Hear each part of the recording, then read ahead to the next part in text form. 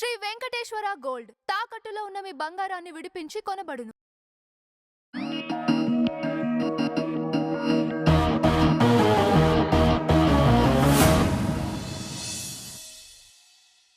Ma'am, Ayodhya రాముడు పైన పవన్ కళ్యాణ్ గారు ఎందుకు స్పందించట్లేదు అనేది చాలా మంది అనుకుంటున్నారు. ఆయన ఫ్యాన్సే కాదు, ముఖ్యమైన సీనియర్ జర్నలిస్టులు కూడా ప్రశ్నిస్తున్నారు.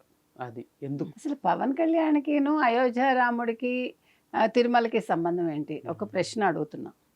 ఇప్పుడు తిరుమల అనేది ఆంధ్రప్రదేశ్కి సంబంధించి, అక్కడ లడ్డూ కల్తీ జరిగింది. లడ్డూ కల్తీ వల్ల భక్తుల మనోభావాలు దెబ్బతిన్నాయి. అది మెయిన్ కదా. ఇక్కడ మనం ఇచ్చిన కానుకలు మాయమయ్యాయి. మాయమయ్యాక చేతులు కట్టుకునేవాడు కూర్చోలా. అవినాష్ ఎవడో ఫస్ట్ వార్డ్ స్టార్ట్ చేశాడు కదా, అక్కడి నుంచి ఆ 7గురిని అరెస్ట్ చేయడం జరిగింది. అన్నీ రికవరీ చేస్తారు. ఇక్కడ డబ్బు ఒకటే పోయింది. ఇక్కడ భక్తులకు ఎటువంటి అసౌకర్యం కలగలేదు, అది గుర్తుపెట్టుకోవాలి. ఈవెన్ రిసీట్లు కూడా దొంగ రిసీట్లు ఇచ్చారని తెలుస్తోంది. అయితే అయోధ్య మందిరానికి సంబంధించిన ట్రస్ట్ వాళ్ళు ఎవరైతే ఉన్నారో వాళ్ళు క్లియర్గా చెప్పారు, దీని మేనేజ్మెంట్కి మాకు సంబంధం లేదని. ఇప్పుడు ఏంటంటే తిరుమల తిరుపతి దేవస్థానం తరహాలో వీళ్ళు అక్కడ సరైన మార్గదర్శకాలు నిర్దేశించాలి. అమిత్ షా ఎందుకు మాట్లాడరు? నువ్వు ప్రశ్నించాల్సింది మోదీని, అమిత్ షాని ప్రశ్నించు. అంటే మీకు ఏదైనా డౌట్లు ఉంటే ఎందుకు పవన్ కళ్యాణ్కి సంబంధం ఏంటి? అంటే పవన్ కళ్యాణ్ సనాతన ధర్మం అంటే మీ అందరికీ చాలా బాధ వచ్చేస్తుంది. ఆయన చెగువేరా అన్నాడు, కరెక్టే అన్నాడు. నక్సలిజం అన్నాడు. అంటే సమాజానికి ఎప్పుడు ఏది అవసరం అనుకుంటే దాని గురించి మాట్లాడి ఉండొచ్చు. మనిషి అన్నాక మారుతారుగా. ఇప్పుడు వీళ్ళందరూ కూడా మారిన వాళ్ళే కదా. మొన్నటి వరకు వీళ్ళు ఇప్పుడు మాట్లాడుతున్న వాళ్ళు ఈ భావాలతో లేరుగా. గతంలో సాధారణంగా ఉన్నారు. ఒక మామూలు కుటుంబం నడుపుకుంటూ ఏదో రాసుకుంటూ ఒక జర్నలిస్ట్గా ఒక ప్రయాణం మొదలుపెట్టిన వాళ్ళు, ఒక మామూలుగా ఒక టీచింగ్ చేసుకుంటూ ప్రొఫెసర్ స్థాయికి వచ్చిన వాళ్ళు, ఇంకా మామూలు సాధారణ ప్రజలు కూడా అందులో ఉన్నారనుకోండి. వీళ్ళందరూ ఏ స్టేజ్ నుంచి ఏ స్టేజ్కి వచ్చారు, ఎలా మార్పు చెందారు? అందరూ ప్యూపా నుంచి అది సీతాకోక చిలుకో గొంగళి పురుగో అది వాళ్ళు డిసైడ్ చేసుకుంటారు. గొంగళి పురుగు దగ్గర ఆగిపోవాలా అనేది. మీరు మారినట్టు ఆయన మారాడు.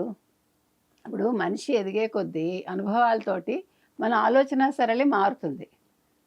నేను ఒకప్పుడు మాట్లాడినట్టు ఇప్పుడు 10 ఏళ్ల క్రితం లేని పరిపక్వత ఇప్పుడు వచ్చి ఉండొచ్చు నాకు. ఎందుకని అనుభవాలు నేర్పిస్తాయి, చుట్టూ ఉండేవాళ్ళు మనకి నేర్పిస్తారు. ఆ రకంగా ఆయన మారి ఉండొచ్చు. ఆయన సనాతన ధర్మాన్ని పాటిస్తే మీకు వచ్చిన నష్టం ఏంటి? అంటే మీరందరూ క్రిస్టియన్సా? మీరు ప్రశ్నించాల్సింది దేన్ని? పవన్ కళ్యాణ్ తన మంత్రి పదవిలో ఏదైనా తప్పు చేస్తే మీరు ప్రశ్నించండి. ఇక్కడ ఇది చేశారు, ఇక్కడ ఈ రోడ్డు వేయలేదు, లేకపోతే ఇక్కడ ఈ డబ్బులు మాయమయ్యాయి. You have a right. But అతని మతాన్ని ప్రశ్నించే హక్కు మీకు లేదు. అతని ఏమనాలి, డే టు డే లైఫ్లో అతను ఎలా ఉంటారు ప్రశ్నించే హక్కు మీకు లేదు. అతని భార్య క్రిస్టియనా లేదు హిందువా అది మీకు అవసరం లేదు. ఇప్పుడు మరి అలా అనుకుంటే మీరు జగన్మోహన్ రెడ్డిని ఎందుకు ప్రశ్నించలేదు? ఎందుకు అడుగుతున్నానంటే అప్పుడు డిక్లరేషన్ ఇవ్వలే కదా. డిక్లరేషన్ ఇవ్వాలంటే what is this country, what is this constitution అని మాట్లాడాడు జగన్మోహన్ రెడ్డి. మరి అప్పుడెందుకు ప్రశ్నించలేదు ఈ మేధావులు, ఈ జర్నలిస్టులు వీళ్ళందరూ? మరి వాట్ ఈస్ దిస్ కంట్రీ అనేవాడిని ఈ కంట్రీ నుంచి తరివేయాలా వద్దా?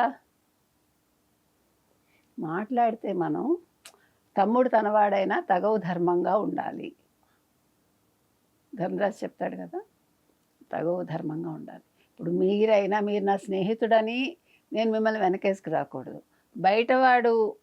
బయటవాడని వాళ్ళు మంచిగా మాట్లాడితే నేను దాన్ని నెగిటివ్గా చెప్పకూడదు.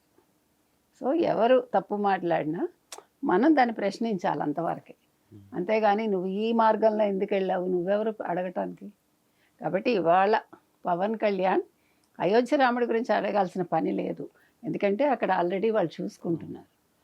అతను ఆంధ్రప్రదేశ్కి చెందినవాడు కాబట్టి, అదేవిధంగా తెలంగాణకు కూడా చెందినవాడు కాబట్టి 2 రాష్ట్రాల్లో తెలుగు ప్రజలకు ఏదైనా ఇబ్బంది వస్తే అడిగే హక్కు, గుళ్ళల్లో ఏదైనా జరిగితే అడిగే హక్కు అతనికి ఉంటుంది.